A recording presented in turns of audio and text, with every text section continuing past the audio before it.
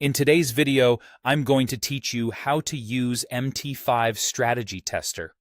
Before risking real money, the Strategy Tester in Metatrader 5 lets you replay historical price data to see how an expert advisor or indicator would have behaved. We'll walk through setting it up, running a simulation, and reading the results so you can make informed decisions. Start by opening Metatrader 5. To reveal the Strategy Tester, go to the View menu and choose Strategy Tester, or simply press Ctrl+R. A docked panel appears at the bottom of the platform. That's where all your testing controls will live for the session. Next, choose what you want to test.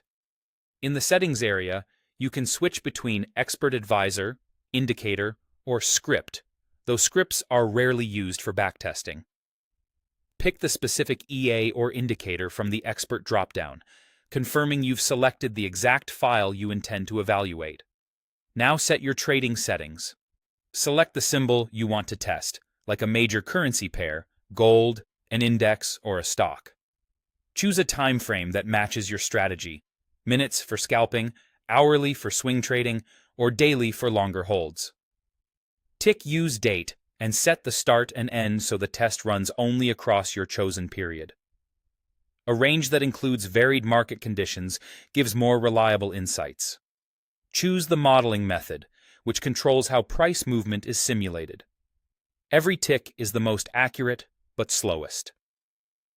1-minute OHLC is faster with medium accuracy. Open prices only is the quickest and least precise, good for quick checks. For serious evaluation, every tick is recommended. Open Expert Properties to set trading parameters. Here you'll define the initial deposit, leverage, default lot size, and typical risk controls like stop loss and take profit, along with any EA-specific inputs. Align these values with realistic broker settings so your results mirror real trading conditions. When everything looks correct, click Start.